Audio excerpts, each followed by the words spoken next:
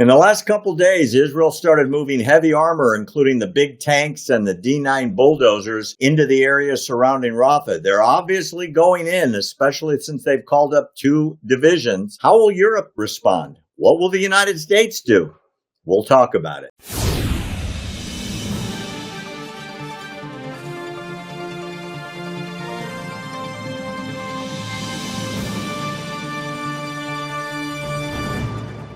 As of this morning, Israel is moving heavy armor, tanks, armored personnel carriers, the big D9 dozers into southern Gaza. And it sure seems like when combined with the calling up of 2 reserve brigades, that call up went out yesterday, Israel is preparing for the Rafah invasion. The White House waffles all the time as to how they're telling Israel how to defend themselves, or in the contrary, not defend themselves and to leave Rafah alone, where the management and the upper echelon of the leadership of the Hamas is underground, along with however many captives are still alive. My question, I guess, would be, when Israel does what the whole world knows they're going to do, contrary to Joe Biden's instructions, how's the world going to respond this time? You know, I think the world and the opinion in that world, and certainly at the top levels of the United States administration, although not,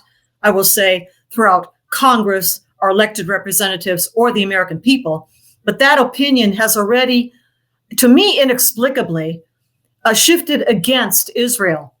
But nevertheless, every statement that we hear from the Israeli Prime Minister, Benjamin Netanyahu, his top leadership, Minister of Defense, Yoav Gallant, and others, attest to their determination to finish off, as you say, Barry, Hamas and its top leadership. About 4 battalions is what we're hearing left in under the tunnels in Rafah.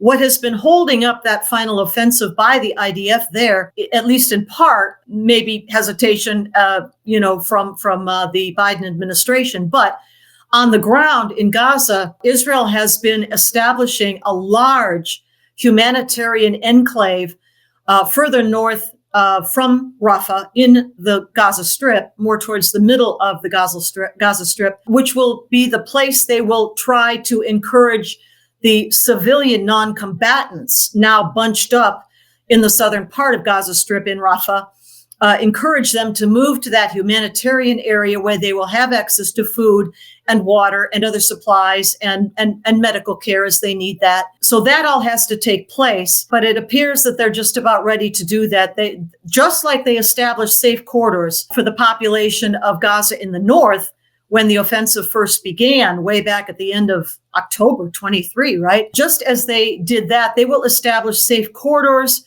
to move those people northward out of Rafah and to the humanitarian enclave. I think that is the last step before the final assault on Rafah will begin.